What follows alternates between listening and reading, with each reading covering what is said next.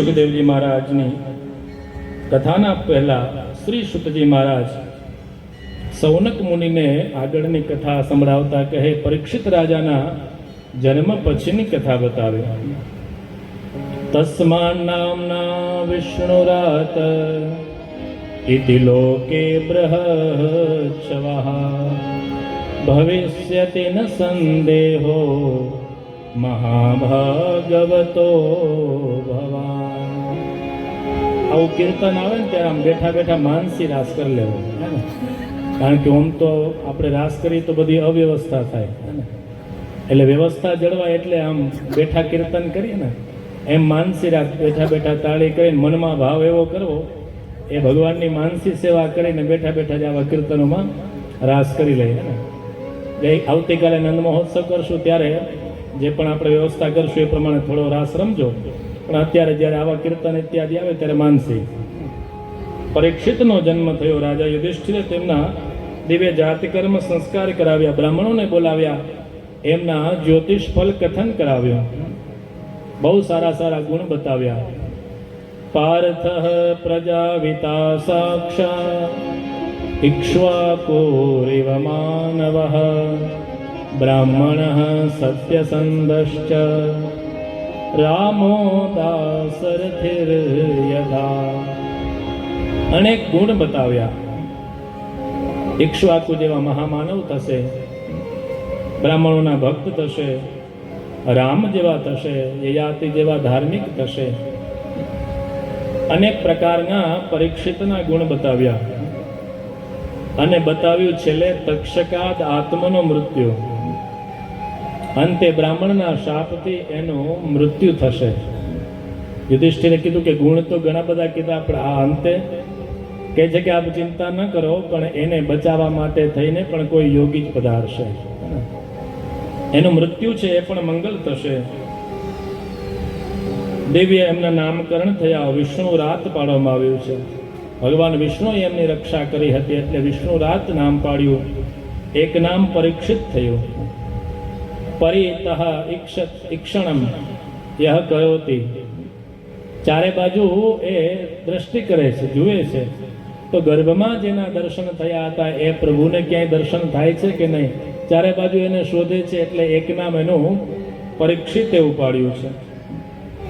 દિવ્ય એમના નામકરણ ઇત્યાદિ થયા છે. ધૃતરાષ્ટ્ર ગાંધારી પાંડવોની સાથે રાજમહેલમાં રહે છે.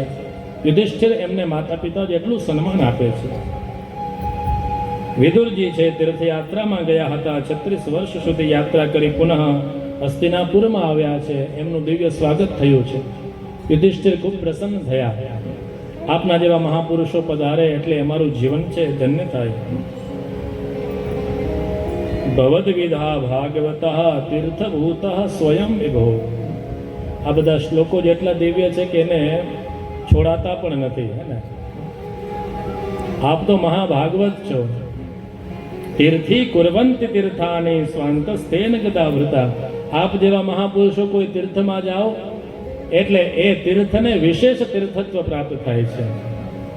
ગંગાજીએ જ્યારે વિનંતી કરી હતી કે બધા તો અમારામાં આવીને પાપનું પ્રક્ષાલન કરશે, અમારે ક્યાં જવું, ત્યારે ભગીરથે બતાવ્યું હતું કે મહાપુરુષો જ્યારે આપનામાં સ્નાન કરશે ત્યારે આપના પાપ પણ દોષ બધા નિવૃત્ત થશે. અહીંયા યુધિષ્ઠિર કહે છે તીર્થી કુર્વંતી તીર્થાની स्वांतस्थेन गदा बता। महापुरुष जब तीर्थ में जाते हैं तो वो तीर्थ को विशेष तीर्थत्व प्रदान करते हैं। बहुत स्वागत किया है। प्रत्य जगमोह प्रहर्षेण प्राणम तन्वैवागतम। जैसे कोई अचेतन शरीर में प्राण आ जाए, चेतनत्व प्रदान होता है, ऐसे विदुर जी जब पुनः हस्तिनापुर में आए सबके प्राण आ गए हैं। क्षेम कुशल इत्यादि पूछे, विनंती करे कि हमने आप बधा ज्या तीर्थ में फर्या छो एनु वर्णन करो। ए विदुरजीए बधा वर्णन कर्या। कृष्णना समाचार आप्या नथी। आटला आटला वर्षोथी युधिष्ठिर छे राज्य शासन करी रह्या छे। विदुरजी छे धृतराष्ट्रने कहे छे कि जेने तमे बहु अपमानित कर्या छे एना घरे रहीने ज भोजन करो छो। હવે થોડી શરમ પણ આવવી જોઈએ. ભગવાનનું ભજન કરો, ક્યાં સુધી આ બધી આશાઓ છોડવી નથી. સમય આવે ત્યારે બધું ધીમે ધીમે છોડવું જોઈએ. આમ તો વિદુરજી છે એ નાના છે, ધૃતરાષ્ટ્ર છે એ મોટા ભાઈ છે, પણ કહે છે કે વિદુરજી છે એ યમરાજાનો અવતાર છે. માંડવ્ય ઋષિના શાપથી યમરાજ છે વિદુર થઈને આવ્યા હતા. એની પણ શાસ્ત્રમાં કથા બતાવી છે, સમજાવ્યું છે કે હવે તમે આ બધું છોડો. અને ધૃતરાષ્ટ્રે વિદુરજીના બોધથી ગૃહ ત્યાગ કર્યો છે. રાત્રિના સમયે કોઈને સમાચાર ન મળે એ પ્રમાણે નીકળ્યા. વિદુરજી એમને ગંગાના કિનારે સપ્તસ્રોત તીર્થમાં લઈ ગયા છે. પ્રાતઃકાળનો સમય થયો.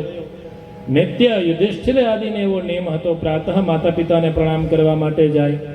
આજે ધૃતરાષ્ટ્ર ઇત્યાદિના દર્શન થયા. દ્વારપાલોને પૂછ્યું કે માતા પિતા ક્યાં બિરાજે છે? કોઈ કંઈ જવાબ આપી શકતા નથી. યુધિષ્ઠિરને એ શોક થયો છે, અમારાથી કોઈ એવા અપરાધ તો નહીં થયા હોય ને કે માતા પિતા અમને છોડીને જતા રહ્યા. નારદજી પધાર્યા કે રાજન તમે શોક ન કરો. એ વિદુરજીની સાથે હરિદ્વારના સપ્તસ્રોતમાં પધાર્યા છે અને એ ત્યાં ભગવાનનું ભજન કરે છે. દિવ્ય એક જ્ઞાન આપ્યું છે. અને આ બાજુ અર્જુનજી છે ભગવાનને પધરાવવા માટે થઈને ગયા હતા, એ પણ આવ્યા નહીં. અપશુકનો થવા લાગ્યા છે. દ્વારકાથી પુનઃ અર્જુનજી પધાર્યા અને એનું જે તેજ હતું એ તેજ વિહીન થયા છે. ભગવાન છે સ્વધામ પધાર્યા છે એ વાત સમજાવી છે. પાંડવો હવે ભગવાનની વિદાય પછી મહાવિનિષ્ક્રમણ કરી રહ્યા છે. ભગવાનનું સ્મરણ કરતા કરતા સ્વર્ગારોહણની તૈયારી કરે છે. નિર્વાણના પંથે ચાલ્યા અને ઉત્તર દિશા તરફ ગયા અને ત્યાંથી સદેહે એ સ્વર્ગ ઇત્યાદિમાં પધાર્યા એની કથા છે. ત્યાર પછી પરીક્ષિત રાજાની કથા સુતજી મહારાજ સૌનકાદિ ઋષિઓને સંભળાવે. તતઃ પરીક્ષિત દ્વિજવર્ય શિક્ષયા મહિમ મહાભાગવત સશાસઃ યથા હિ સૂત્યા મભિજાત કોવિદા समादिशत वे प्रमहद गुणस्तथा. जब से पांडवों ने महाविनिष्क्रमण किया तब से परीक्षित का राज्य शासन आया है. परीक्षित भी महाभागवत है. द्विजवर्य शिक्षया, जैसे ब्राह्मण देवता बताते हैं उसी तरह वे राज्य शासन चलाते हैं. महापुरुषों ने पूछी पूछीने राज्य शासन चलावे.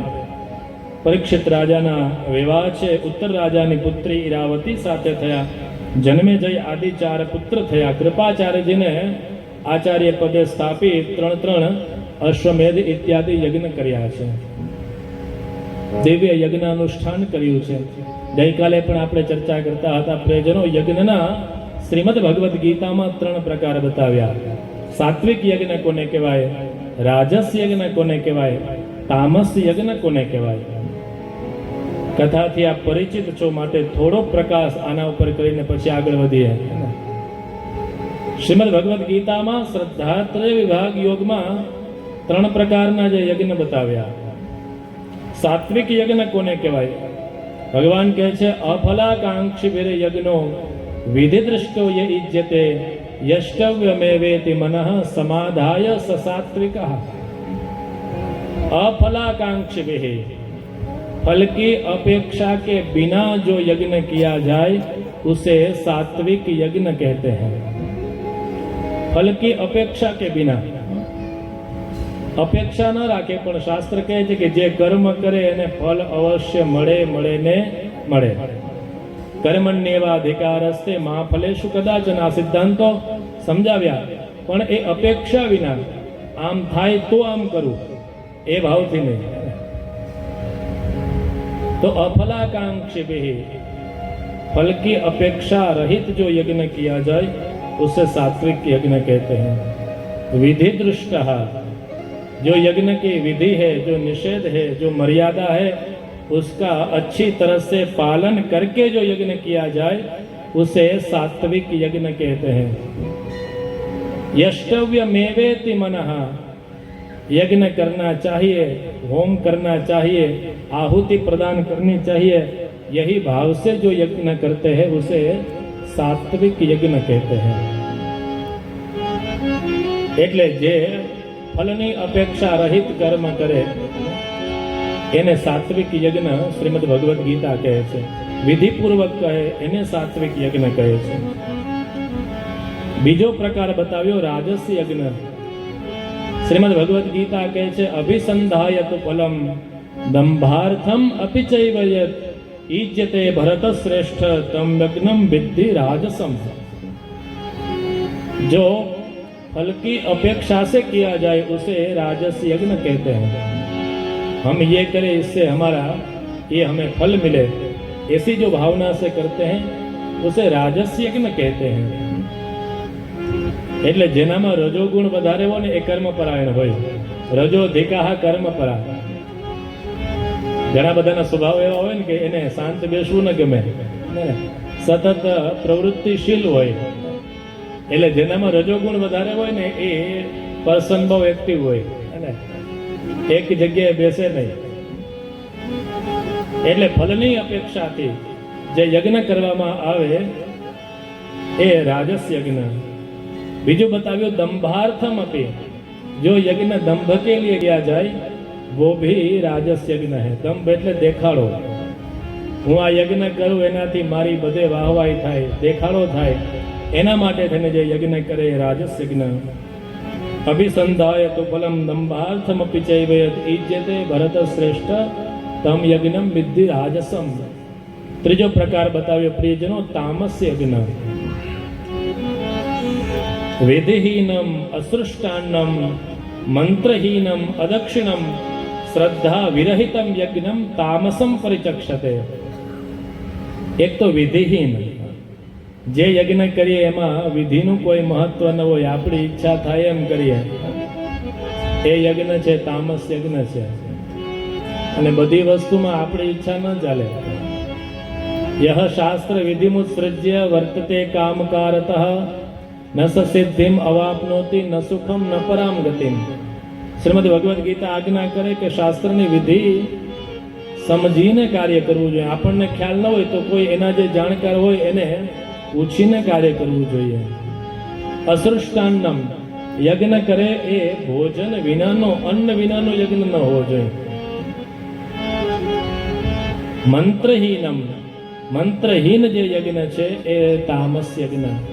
અદક્ષિણમ, દક્ષિણા રહિત છે યજ્ઞ, એ તામસ છે. શ્રદ્ધા વિરહિતમ યજ્ઞમ, શ્રદ્ધા રહિત થઈને જે યજ્ઞ કરીએ તામસ યજ્ઞ છે.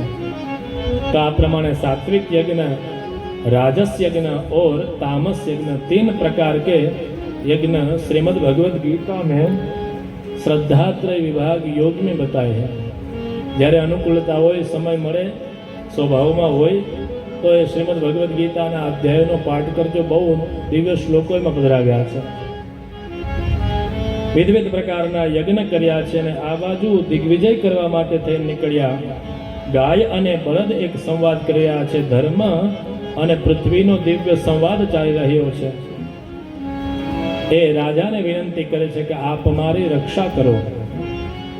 જે કલી છે એનાથી આપ અમારી રક્ષા કરો. કલીને જ્યારે મારવા માટે રાજા તત્પર થયા. કલી છે શરણાગત થયો છે. રાજા છે તો સારગ્રહી છે, સારભૂત છે, એટલા માટે થઈ. એનામાં પણ અમુક ગુણો જોયા, એટલા માટે અમુક એને સ્થાન આપ્યા છે. દ્યુતમ પાનમ સ્ત્રિય સૂના યત્રા ધર્મશ્ચતુર્વિધઃ. દ્યુત ક્રીડા, મદિરાપાન, હિંસા, વ્યભિચાર, આવા બધા સ્થાન આપ્યા છે. જ્યાં અધર્મનું પાલન થતું હોય એમાં કલી નિવાસ કરે. ફરી જ્યારે બહુ માગ્યું ત્યારે સુવર્ણ આપ્યું છે. જે અનિતિથી પ્રાપ્ત કરેલ સુવર્ણ છે એમાં પણ સ્થાન આપ્યું છે. એટલે આ 5 સ્થાન આપ્યા ને એની સાથે બીજા 5 સ્થાન અનાયાસે મળ્યા. ઓલું બાય 1 get 1 હોય ને, આ એવી રીતે અહીંયા પણ એમ થયું. બાય 1 get 1 થયું. 5 માંગ્યા ને 10 મળ્યા. અસત્ય, મદ, કામ, વેર, રજોગુણ ઇત્યાદિ આની સાથે 10 એને સ્થાન પ્રાપ્ત થયા છે. કહે છે કે કેમ સ્થાન આપ્યું? તો કહે છે રાજા છે તો સારગ્રહી રાજા છે. એનામાં કંઈક ગુણ પણ હતા. બીજા યુગોમાં જ્યારે ભગવાનની ભક્તિ થોડી કઠિન હોય ત્યારે કલીમાં ભગવાન નામ કીર્તન બહુ સહેલું છે, અને ભગવાનની કૃપા પણ જો કેટલો આપણે બધા આનંદથી ભગવાનનું નામ સંકીર્તન કરી શકીએ છીએ. કલીમાં પાપનું ફળ એ મોડું મળે અને પુણ્યનું ફળ વહેલું મળે એવું પણ વિદ્વાનો સમજાવે છે. આવી રીતે અમુક સ્થાન આપ્યા છે. સૂતજી મહારાજને જ્યારે વિનંતી કરે છે કે આપ અમને આ દિવ્ય બધી કથા સંભળાવો. રાજા પરીક્ષિત એક વખત મૃગ્યા કરવા માટે જાય, મુનિના આશ્રમમાં આવ્યો. ભૂખ તરસ લાગી હતી. શ્રમિક મુનિ છે તો સમાધિસ્થ હતા, એમને ખ્યાલ નથી, પણ રાજાને થોડું અપમાન લાગ્યું કે મારો સત્કાર ન કરવો પડે એટલા માટે થઈને આ ઋષિ છે ઢોંગ કરી રહ્યા છે. કોઈ પણ જગ્યાએ જઈએ તો અમુક વસ્તુ છે તો અનાયાસે પ્રાપ્ત થાય. તૃણાની ભૂમિ રુદકમ વાક ચતુર્થી ચ સંગતા. તૃણનું આસન મળે, જલ મળે અને સારી વાણી, આ બધું પ્રાપ્ત તો અનાયાસે થાય.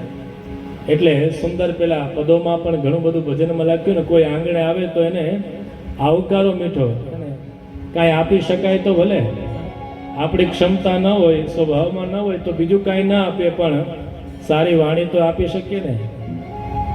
અને પ્રિય વાક્ય પ્રદાનેન સર્વે તુષ્યંત જંતવઃ.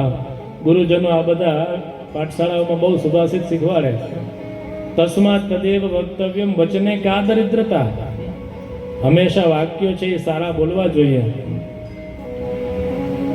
તો જ્યારે એમનો સત્કાર ન થયો, રાજાને ક્રોધ આવ્યો અને ક્રોધના સ્વરૂપમાં એણે એક મૃત સર્પ હતો એ ઋષિની ગરદન પર પધરાવ્યો છે.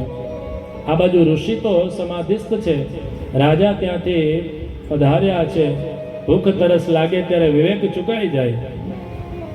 આ બાજુ ઋષિ બાળકોએ જ્યારે સમીક પુત્ર શૃંગીને આ સમાચાર આવ્યા છે અને શાપ આપ્યો છે કે જેમણે પણ આ મર્યાદાનું ઉલ્લંઘન કર્યું, સપ્તમ દિવસે એને તક્ષક દંશ થશે. એ જ્યારે શ્રમિક મુનિ છે એમને ખ્યાલ આવ્યા, ઠપકો આપ્યો છે કે બેટા આપણી જે સાધના છે એ કોઈના હિત માટે હોવી જોઈએ, અહિત માટે નહીં. અને રાજા પાસે ઋષિકુમારોને મોકલ્યા અને બતાવ્યું કે કહો કે ઋષિપુત્રએ આપને શાપ આપ્યો, સપ્તમ દિવસે આપનો તક્ષક દંશ દ્વારા મૃત્યુ થશે. આ બાજુ રાજાએ પણ એક મુગુટ છે એને ઉતાર્યો છે, અને જ્યાં મુગુટ ઉતાર્યો તો એને પણ પ્રાયશ્ચિત થયું છે કે અહો મયા નીચ મનાર્યવત કૃતમ. કેવું મેં જે રાજાને શોભે નહીં એવું કાર્ય કર્યું, કોઈ ઋષિનો અપરાધ કર્યો છે.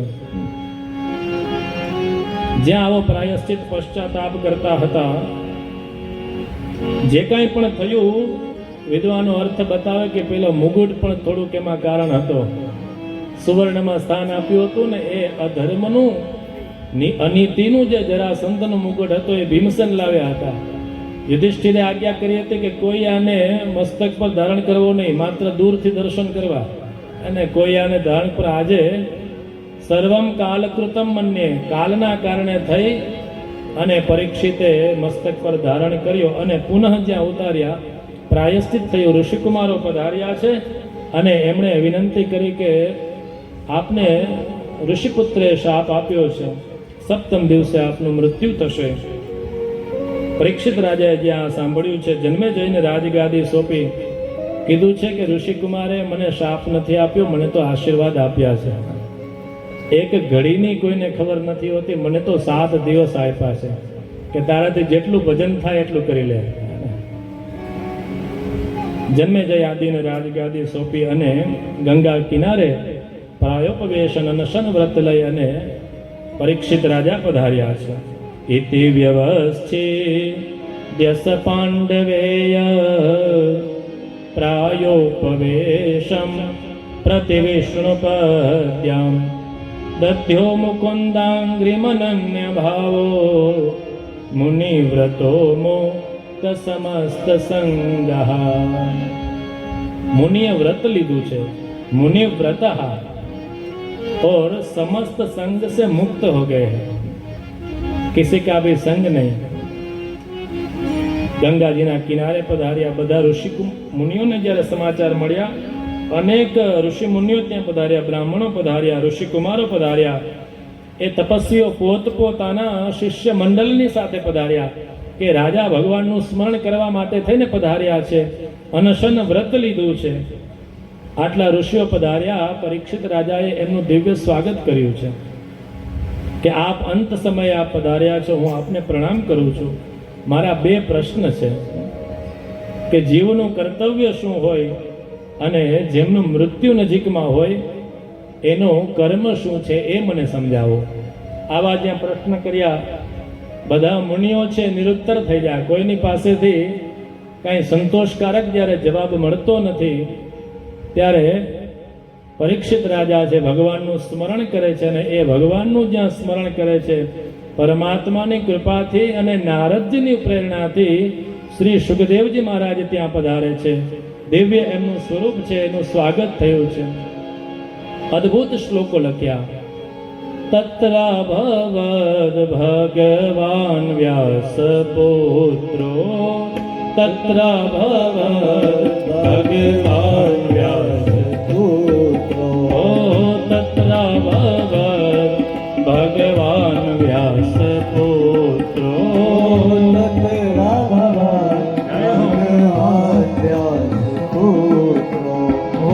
યદૃચ્છયા મઠમાનો નપેક્ષા, યદૃચ્છયા મઠમાનપેક્ષા,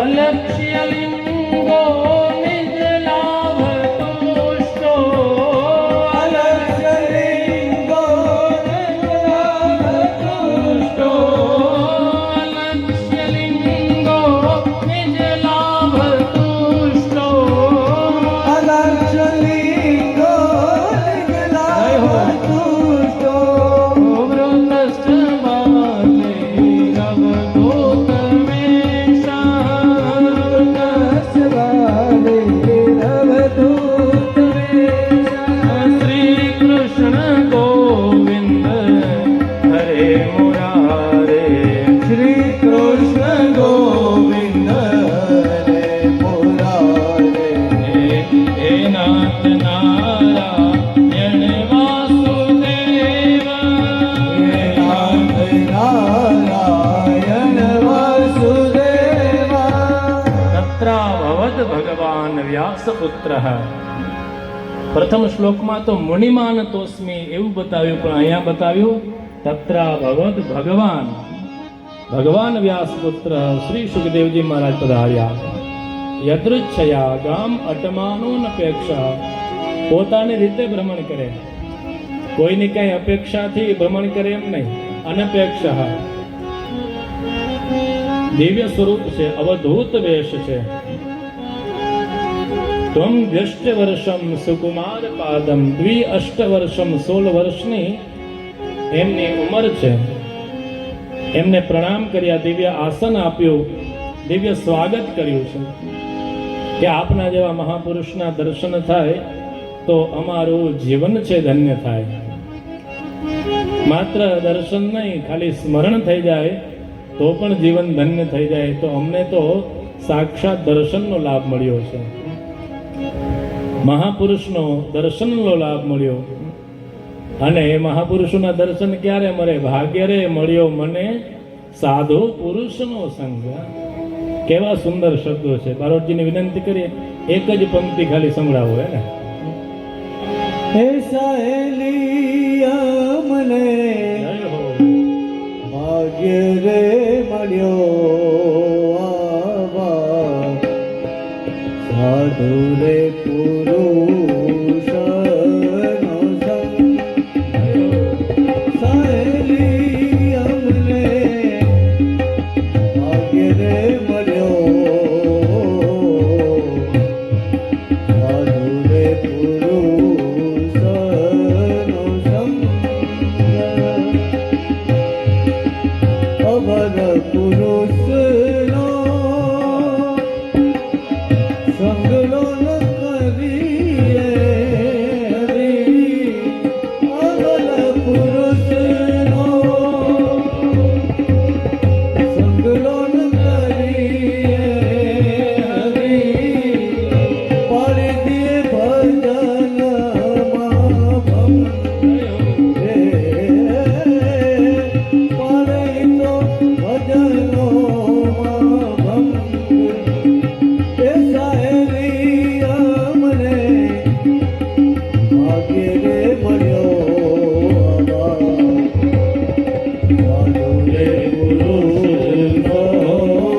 ભાગ્ય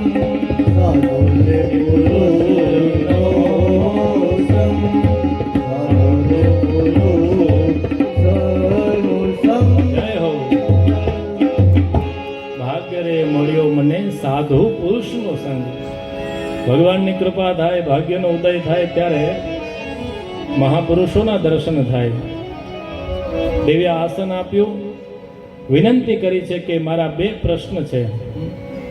સદા સર્વદા જીવનું કર્તવ્ય શું છે, અંત સમય આવે ત્યારે શું કરવું જોઈએ.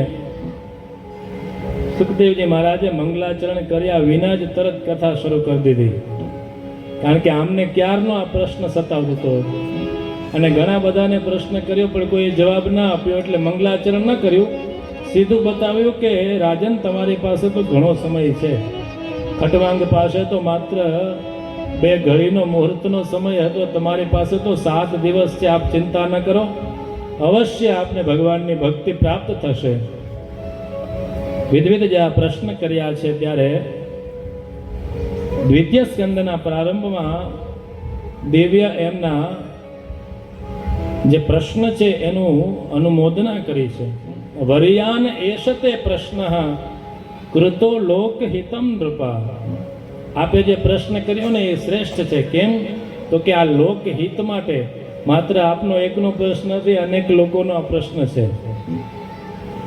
અહીંયા શ્રી સુખદેવજી મહારાજે વકારથી શરૂઆત કરી અને શાસ્ત્ર છે વકારને અમૃત બીજ કહે છે અને ભાગવત છે એ પણ અમૃત રૂપ છે.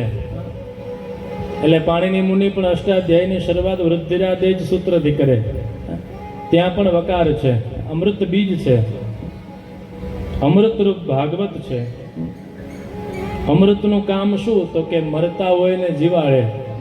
સુંદર કોઈ એના વિદ્વાનોએ બતાવ્યું કે જે મરતો હોય ને જીવાડે, જીવતો હોય ને સમર્થ બનાવે, સમર્થ હોય ને સુરક્ષિત બનાવે અને સુરક્ષિત હોય એને આનંદી બનાવે. આ અમૃતનું કાર્ય છે. આ અમૃત એ જ શ્રીમદ ભાગવત છે. આપે ભગવાન માટેનો જે પ્રશ્ન કર્યો છે, મારા પિતા વેદવ્યાસજી પાસેથી જે મેં ભાગવત ભણ્યું છે એ જ ભાગવત આપને સમજાવું છું. ખટવાંગ રાજાનું દૃષ્ટાંત આપ્યું છે, મનનો નિગ્રહ કેમ કરવો જોઈએ એ સમજાવ્યું, સત્ય મુક્તિ કેવી હોય એ સમજાવ્યું, ક્રમ મુક્તિ જે સત્ય મુક્ત પ્રાપ્ત ન કરી શકે એના માટે ક્રમ મુક્તિ કેવી છે એ સમજાવ્યું, ભક્તિનો માર્ગ સમજાવ્યો. જ્યારે અવતાર કથાના પ્રશ્ન કર્યા, ભગવાનના અવતારોની કથા કરે એના પહેલા મંગલાચરણ કર્યું. 3 અધ્યાય તો કથા સંભળાવી, હવે મંગલાચરણ કરી શ્રી સુખદેવજી મહારાજે ભગવાનને પ્રણામ કર્યા અને સૃષ્ટિ ઉત્પત્તિની કથા કરી. વિરાટ પુરુષનું જે રૂપ છે એની કથા સંભળાવી. 24 અવતારની સંક્ષિપ્તમાં કથા કહી. ભગવાને પોતે કહ્યું એટલે ભાગવત છે. એક સમયે બ્રહ્માજીએ તપશ્ચર્યા કરી હતી અને તપના પ્રભાવથી પરમાત્માએ પ્રસન્ન થઈ અને સાક્ષાત બ્રહ્માજીને જે જ્ઞાન આપ્યું એ જ ચતુશ્લોકી ભાગવત છે. અહમેવા સમેવાગ્રે નાન્યત યત સદસત પરમ પશ્ચાદહમ યદેતચ્ચ યો વસિષ્યેત સોસ્મ્યહમ. 4 શ્લોકમાં મૂળ ભાગવત કીધું. કંઈ ન હતું ત્યારે પણ હું હતો, જ્યારે બધું છે ત્યારે પણ પરમાત્મા છે, જ્યારે કંઈ નહીં હોય ત્યારે પણ પરમાત્મા છે. જેમ સુવર્ણનો પદાર્થ હોય, સોનાનો પદાર્થ હોય, એમાંથી વિવિધ ઘાટ થાય અને અંતે તો હેમનું હેમ. કોઈ પણ ઘડા ઇત્યાદિ બને અંતે માટી, એવી રીતે બધું છે અંતે પરમાત્માને જ પ્રાપ્ત થાય છે. આવી રીતે અન્વય વ્યતિરેક ઇત્યાદિ સમજાવ્યા છે. ત્યારે એક સમયે નારદજીએ બ્રહ્માજીને પ્રશ્ન કર્યો હતો, ત્યારે જે જ્ઞાન ભગવાને બ્રહ્માજીને આપ્યું હતું એ જ જ્ઞાન બ્રહ્માજીએ નારદ મુનિને આપ્યું છે. પુરાણોના જે 10 લક્ષણ છે એ બતાવ્યા. અત્ર સર્ગો વિસર્ગશ્ચ સ્થાનમ પોષણમૂતયઃ મન્વંતરેશાનુકથા નિરોધો મુક્તિરાશ્રય. સર્ગ પ્રતિસર્ગ સ્થાન પોષણ મન્વંતર ઉતિ ઈશાનુકથા નિરોધ મુક્તિ આશ્રય. આ પ્રકારના 10 લક્ષણ છે એ મહાપુરાણના સમજાવ્યા. એક લક્ષણને એક સ્કંદની સાથે 12મો સ્કંદ છે એ આશ્રય લીલા છે. અને દ્વાદશાંગ જ પુરુષ છે. ભગવાનના શ્રીજી બાવાના એક એક અંગને પણ એક એક સ્કંદની સાથે સમજાવ્યા છે. વિવિધ પ્રકારની ગણતરી સમજાવી છે. સૂતજી નૈમિષારણ્યમાં સૌનકાદિ મુનીશ્વરોને કથા કહે છે.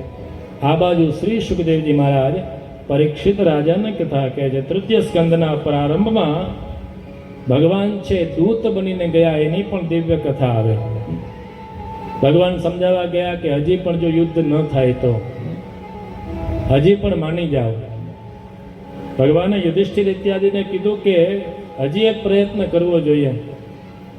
યુધિષ્ઠિર કહે છે કે માનશે નહીં. ભગવાન કે હું જાઉં તો યુધિષ્ઠિર કહે આપનું પણ અપમાન થશે. ભગવાન કે ભલે મારું અપમાન થતું હોય પણ હજી જો સમજી જાય તો યુદ્ધ અટકી જાય, અને યુદ્ધ થાય તો કોઈનું કલ્યાણ ન થાય, બંને પક્ષે નુકસાન થાય.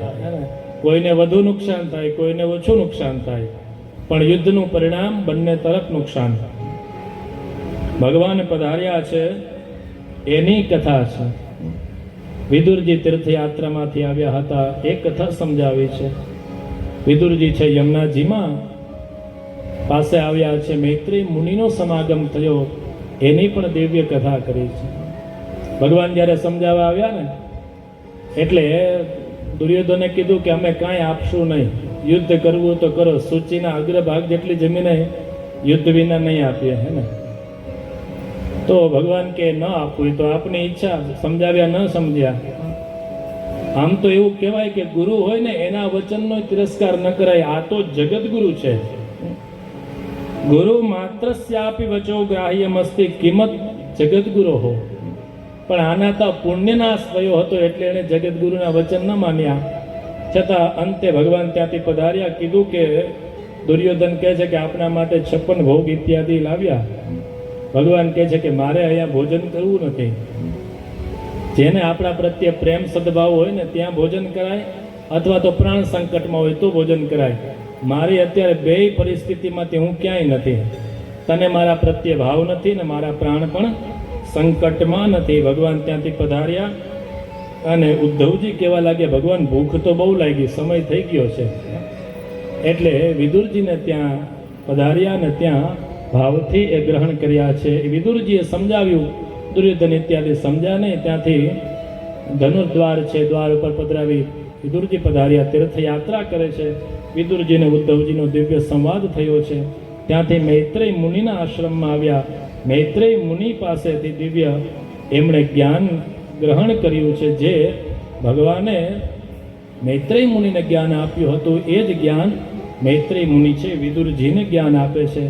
આવી દિવ્ય કથાનો ક્રમ એ તૃતીય સ્કંદમાં બતાવ્યો. વિવિધ પ્રકારની જે સૃષ્ટિ છે એની કથા સમજાવી છે. અહીંયા સુધીના આ કથાના ક્રમને આપણે વિશ્રામ આપીએ, પ્રભુના ચરણોમાં સમર્પિત કરીએ. અને આગળની શેષ કથાઓ આજે આમ તો સમય થઈ ગયો 7:15, હે ને, એટલે ભગવાનના મંગલ નિરાજન ઇત્યાદિ પણ થશે. અહીંયા પણ ભગવાનના આપણે મંગલ નિરાજન ઇત્યાદિ કરીશું.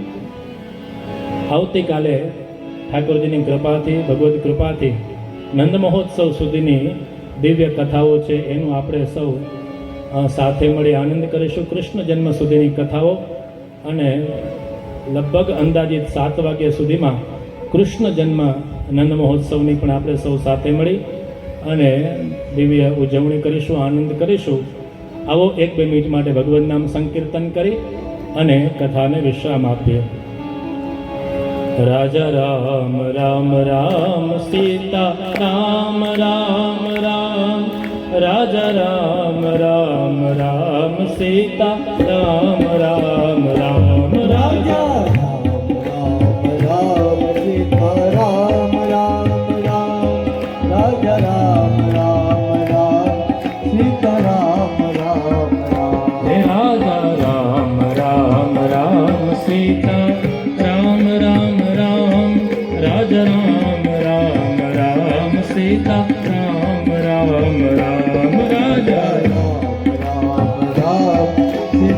राम राम राम राजा राम राम